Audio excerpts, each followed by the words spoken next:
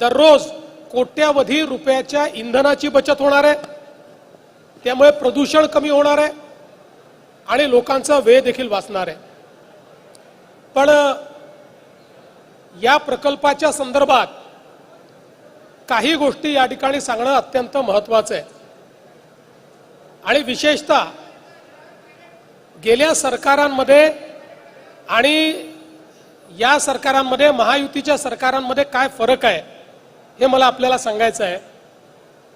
हा जो काही मिसिंग लिंक किंवा आताचा कनेक्टिंग लिंक आहे, याचा कॉन्सेप्ट हा 2010 साली तयार झाला आणि 2010 साली तो तयार झाल्यानंतर त्याचे काही अन्वेषण झाले, त्याचा एक रिपोर्ट तयार झाला आणि 2014 साली तत्कालीन सरकारने 13 कारणं दिले, 13 की हा का होऊ शकत नाही आणि फाईल क्लोज केली। या 13 कारणामध्ये एक कारण हे देखील होतं की लोणावळा तलावाच्या खालून हा चाललाय आणि म्हणून हा मिसिंग लिंक प्रोजेक्ट करता येत नाही आणि 13 कारणं देऊन मुख्यमंत्र्यांनी सही करून हा प्रोजेक्ट पूर्णपणे बंद केला।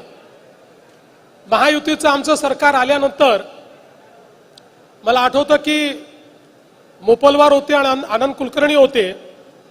मी त्यांना बोलवलं आणि मी त्यांना विचारलं की तुमचं मत काय आहे, हा का आपण करू शकत नाही। त्यांचं म्हणणं असं होतं की आपण हे करू शकू। मी त्यांना सांगितलं की तुम्ही सगळे कागदपत्र घेऊन, सगळे स्टडीज घेऊन फाईल माझ्यासमोर पुटअप करा आणि त्यांनी त्या ठिकाणी पूर्ण जस्टिफिकेशन माझ्यासमोर आणलं। मी मोपलवारांना पुन्हा विचारलं, म्हटलं मोपलवार 100% आपल्याला करता येईल? म्हणाले साहेब सरकार पाठीशी असेल तर आपल्याला करता येईल।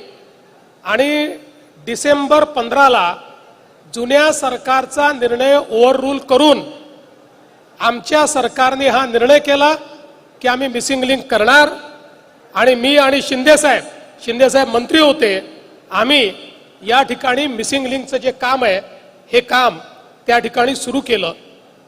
आणि एक प्रश्न अजून होता की एवढं मोठं काम करायचं, याला 5-7 हजार कोटी रुपये लागणार, हे आणायचे कुठनं?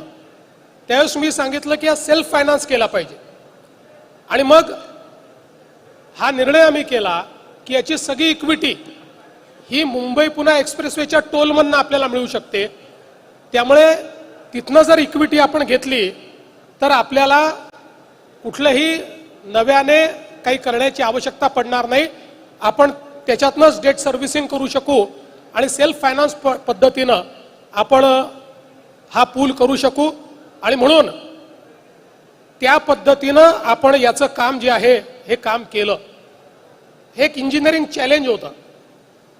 जवळपास या केबल स्टेड ब्रिजचं डिझाईन करण्याकरता 3 वर्ष लागले, कारण या ठिकाणी अत्यंत जोराचा वारा येतो आणि वाऱ्याचे जे डेटा सेट्स आहेत, रायगड जिल्ह्यापासून पुणे जिल्ह्यापर्यंत या डेटा सेट्समध्ये प्रचंड विविधता आहे। या सगळ्या विविधता त्या ठिकाणी गृहीत धरून आणि त्यातनं कशा पद्धतीनं आपल्याला हे डिझाईन करता येईल असं डिझाईन हे तयार करण्यात आलं।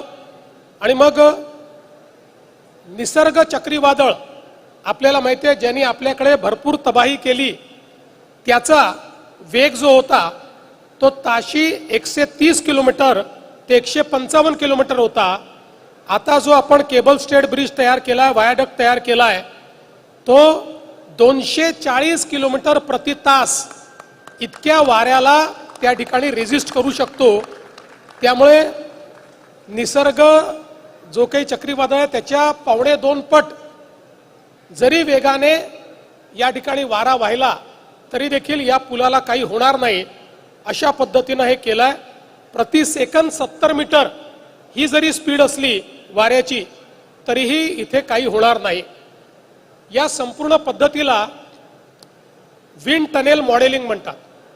हे विंड टनेल मॉडेलिंगच्या माध्यमातून हा पूल या ठिकाणी तयार करण्यात आला आणि हा पूल म्हणजे इंटरनॅशनल कोलॅबरेशनचं एक उदाहरण आहे, कारण भारतासहित 7 देश वेगवेगळ्या पद्धतीनं या पुलाच्या उभारणीमध्ये त्या ठिकाणी होते. आपल्याला माहिती आहे की याचं ओरिजिनल डिझाईन, प्रथम डिझाईन, बेस डिझाईन हे कॅनडामध्ये तयार झालं. त्यानंतर फोर्स टेक्नॉलॉजी ही कोपनहेगन डेन्मार्कमध्ये त्या ठिकाणी त्याची विंड टेस्ट करण्यात आली. केबल्सच्या ज्या चाचण्या आहेत त्या ऑस्ट्रियाच्या व्हिएन्ना विद्यापीठात करण्यात आल्या. केबल्सचं जे उत्पादन आहे ते मेसर्स किसवायर या मलेशियाच्या कंपनीने केलं आणि रस्त्यालगतचे सुरक्षा कठडे ऑस्ट्रिया आणि गोदरेज आपल्या भारतातली मुंबईतली यांनी संयुक्तपणे केलं. आणि मग याची अग्निशमन चाचणी ही ॲपल्स लॅब स्पेन यांनी केली, स्पेनमध्ये केली. आणि याच्यामध्ये पुलाचं आरेखन हे तायवानच्या कंपनीने केलं. व्हेरिफिकेशन कन्सल्टंट ऑस्ट्रियाचे होते आणि केबल एक्सपर्ट हे सिंगापूरचे होते. त्यामुळे एकूण 7 देशाच्या वेगवेगळ्या कंपन्यांनी, इन्स्टिट्यूशन्सनी या पुलामध्ये सहभाग घेतलाय. प्रकल्प अभियंता PNLB कन्सल्टंट होते.